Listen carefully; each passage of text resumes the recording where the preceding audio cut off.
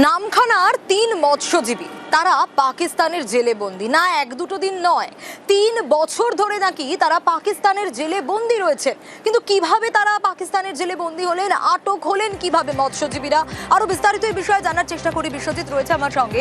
বিশ্বজিৎ, ১-২ বছর নয়, ৩ বছর ধরে তারা পাকিস্তানে বন্দী, তারা কি কোনোভাবে ফিরে আসতে পারবে না?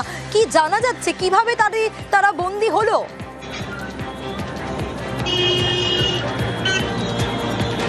হ্যাঁ দেখো, নামখানার এই যে নাদাভাঙার যে ৩টি পরিবার, অর্থাৎ তপন মহাপাত্র, কাশীনাথ মণ্ডল এবং দিলীপ বাগ, এই ৩জন কিন্তু গুজরাটে গিয়েছিল যে মৎস্যজীবী হিসাবে সেখানে কাজ করার জন্য।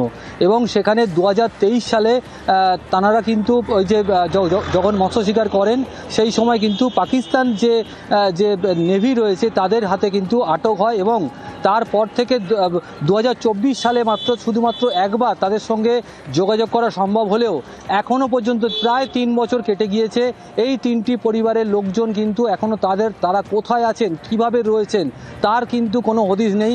পরিবারের তরফ থেকে বিভিন্ন দপ্তর, বিভিন্ন নেতা মন্ত্রীদের কাছে বারংবার কিন্তু তারা গিয়েছেন, তারপরেও কিন্তু কোনো রকম তাদের যে খোঁজ তারা কিন্তু এখনো পর্যন্ত পাচ্ছে না।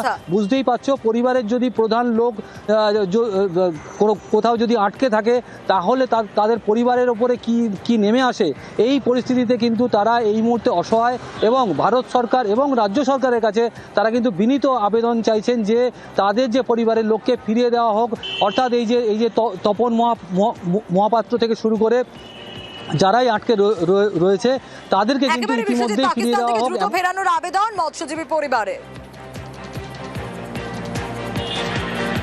গুজরাটে তারপর কি হলো? তারপরে এখান থেকে সেই ট্রলারে গিয়ে আর যা টিপকা 4 দিন ফিরেনি, ধরা পড়েছে। কোথায় ধরা পড়েছে? পাকিস্তানে। আচ্ছা, কতদিন হয়ে গেল এটা? এটা 3 বছর হয়েছে। কোনো খোঁজ নেই?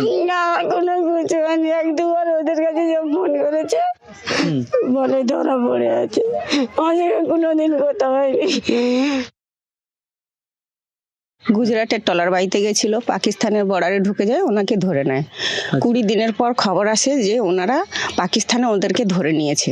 2024-এ 3 বছর হয়ে গেছে। 2টো চিঠি এসছে, তারপরে ওই যুদ্ধর পর থেকে আর কিছু তার সঙ্গে যোগাযোগ কিছু হয়নি।